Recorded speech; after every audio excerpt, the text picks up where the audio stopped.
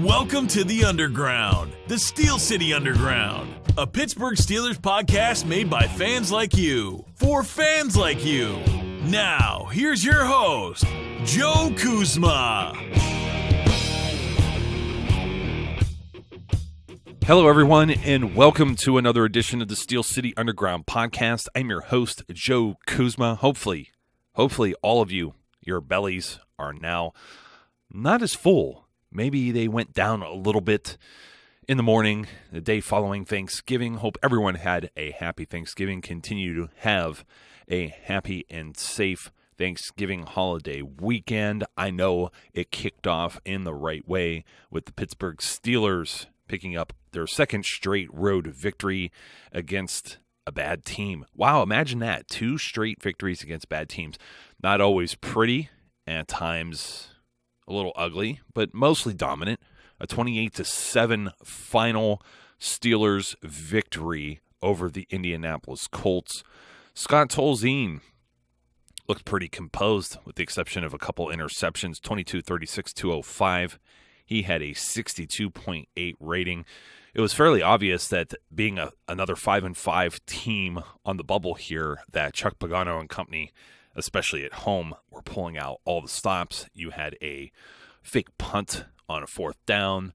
They had gone for it on other 4th downs. They even went for it twice in the red zone, all 4 downs. We're going to speak about that a little bit.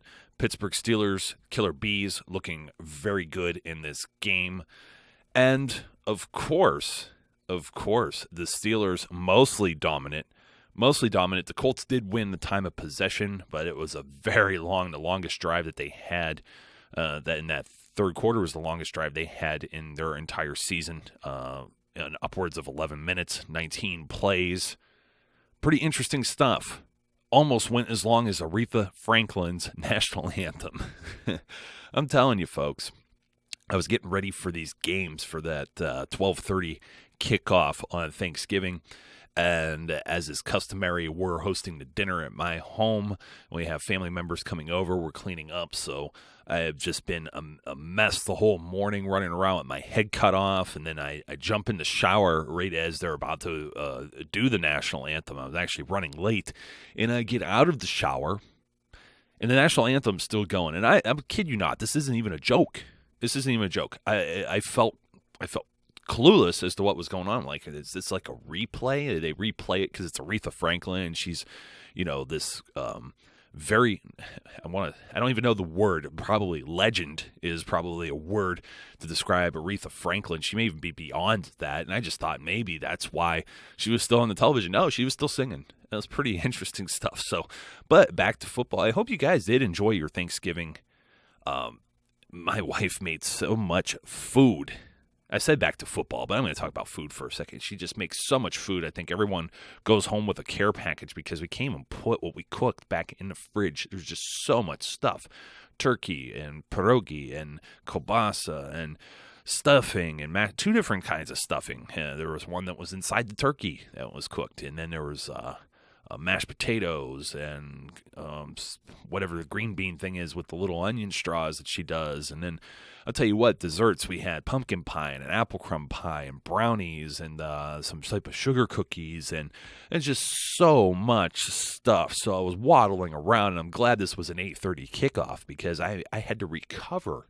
And, of course, having a few adult beverages throughout the day. Family members come over. We have a small little Steelers party in the man cave, and got a nice little bar over here off to the side, and we're high-fiving each other through the first quarter. It was looking really good. It was almost like 21 points, and we thought we were going to get 28 in the first half, get the ball back, maybe put up 50 on this team, and it didn't end up happening that way. And I don't know. I think the only thing I could really question, the problem I really had with this game, aside from a 3rd and 2 bomb to Sammy Coates that did not work out, and I could see the idea. It's one of those things. I think you should have kept the drive going. I think Bell wasn't being stopped. Even if he stopped a yard short, you could maybe go for it on 4th and 1. I'm trying to think where the field position was, but it's one of these things where you're going to take a shot. They're expecting run. They're bringing everyone down. You got a one-on-one opportunity. But you also have Sammy Coates, who still has broken fingers. And I was speaking with someone via Twitter. It was pretty public. And some things, when they get under my skin, I have to publicly respond that somebody was calling Sammy Coates butterfingers. And I said it was more like broken fingers. The guy hadn't played since week 5. Okay, he got in for a snap here, 2 snaps there, snap there. This is the first time he's seen any significant playing time in a game since week 5, and we're in week 12 right now. It's been 7 weeks. He's been dealing with lacerations and broken fingers, and these are things. This is out of his control. And as Mike Tomlin said, the reason he's been playing special teams is it requires more to squeeze the ball and actually catch it. And I think Sammy was out there a little bit just to give some guys a breather on the short week and to try and work him back into this system. He did see, I think, a total of 10 snaps. I'm going to pull that up for you, being the good guy that I am. I hope none of you guys are getting in fights doing any Black Friday shopping or anything either. I do almost everything online these days, so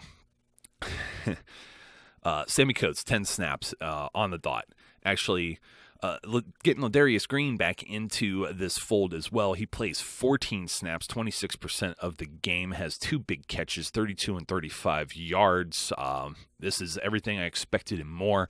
I expect even more, but just with how ease he got open, that one play, he was mugged so badly at the line of scrimmage. Then he was almost yanked from behind, and the defender's going to try and let it go, then not get that flag. But there's tons of contact, and I think we were talking internally, and Zach Celadoni had said something like, did Green look really slow there? Well, he's running and he gets pulled, which stops him, and then he still breaks free and has separation and gets tackled by a guy that's downfield.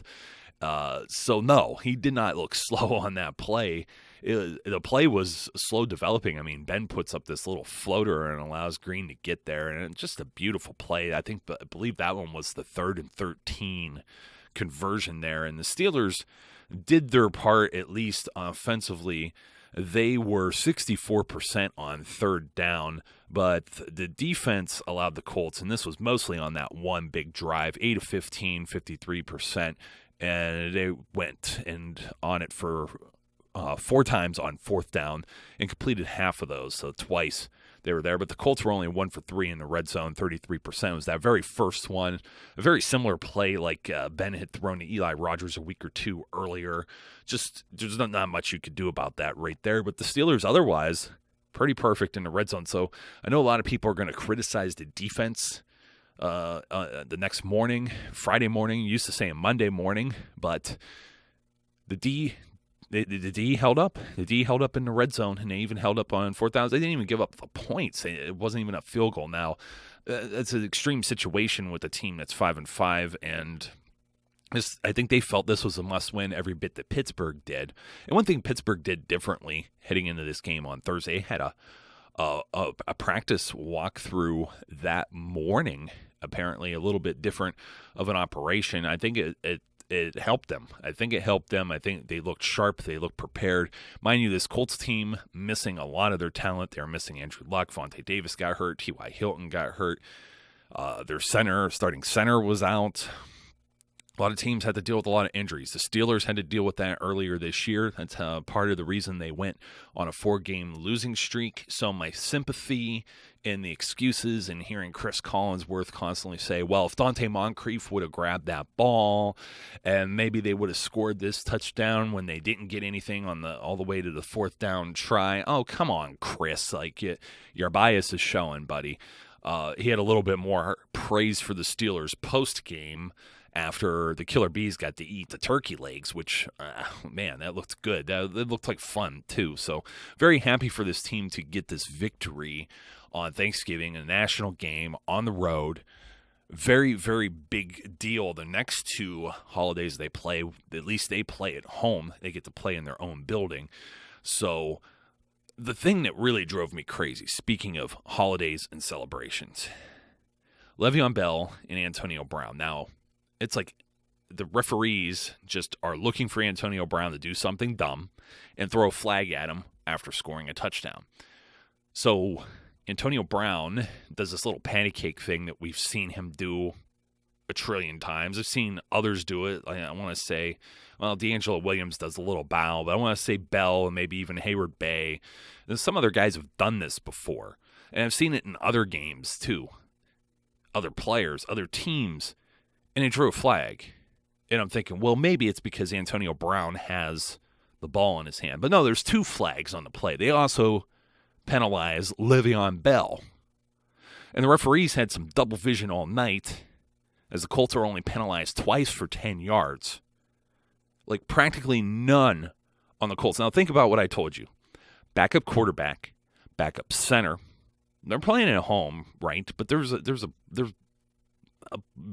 blitz. There's a lot of pressure coming from the Steelers. Were bringing it like the whole evening. And there's like no penalties on the Colts, no holding on their offensive line, no false starts. Are they really that disciplined on a short week?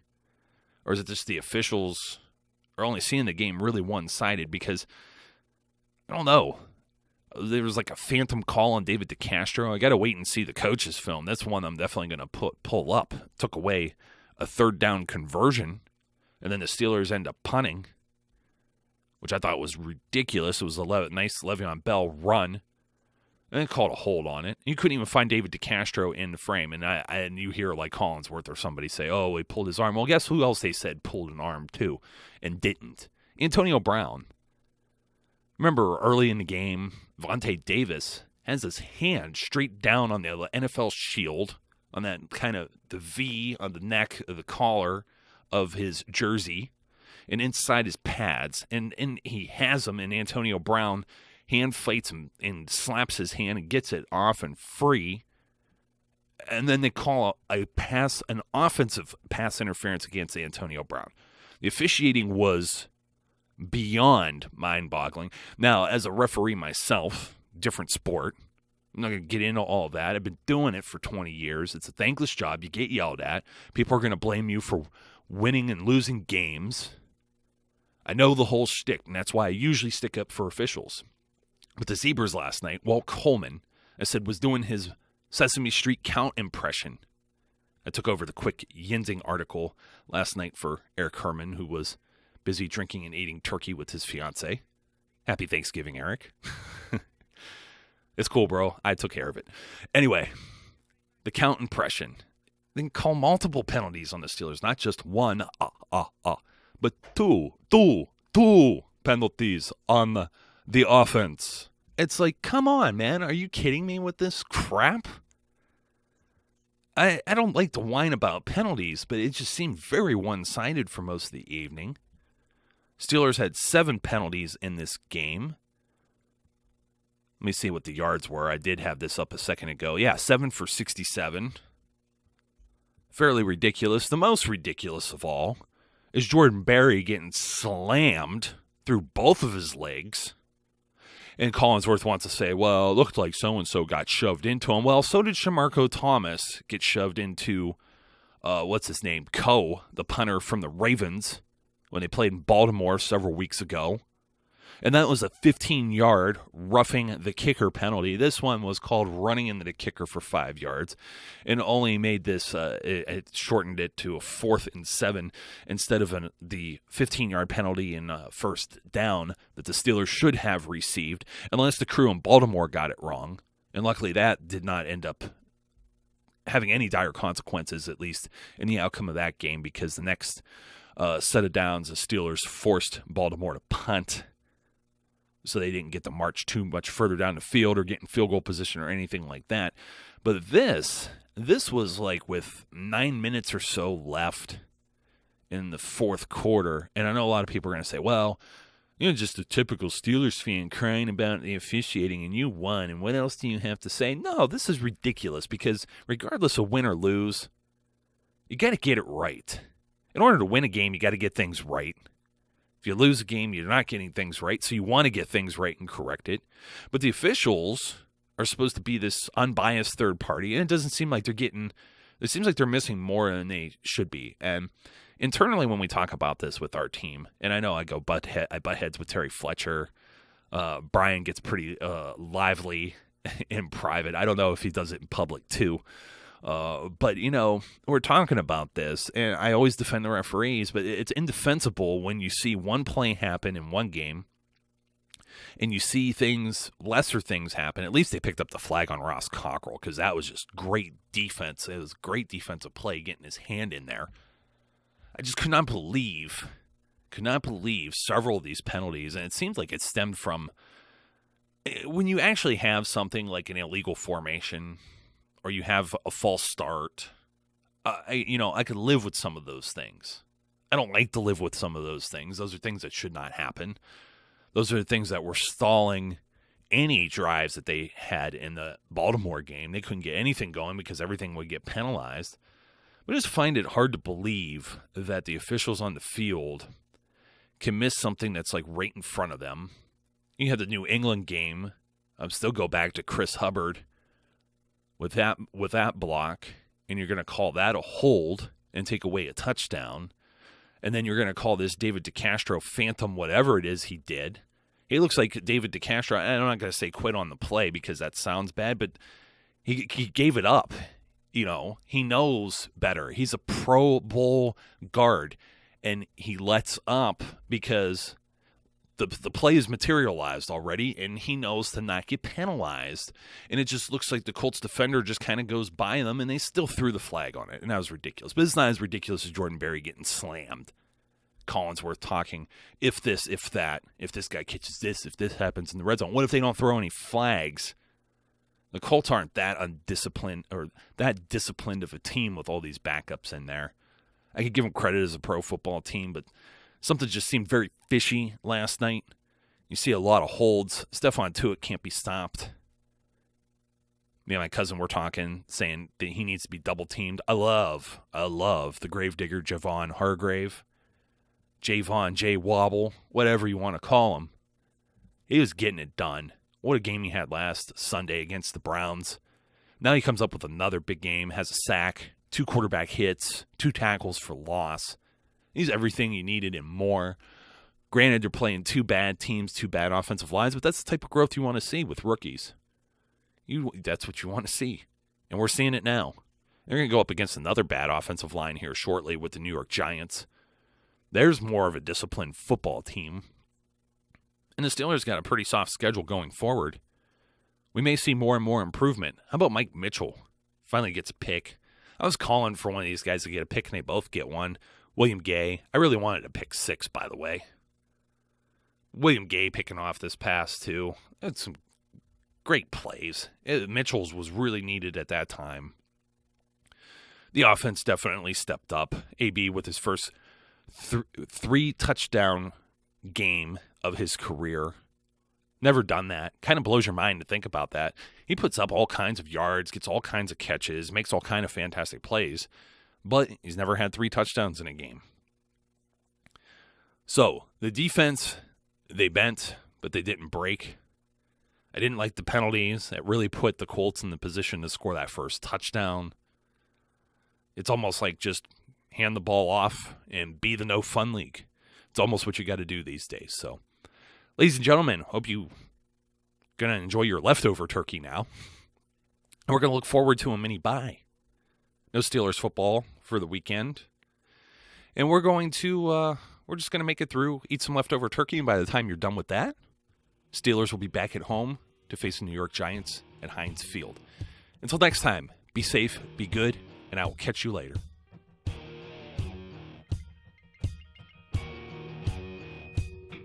We would like to thank you for listening and remind our listeners to follow us on social media and our website, www.steelcityunderground.com.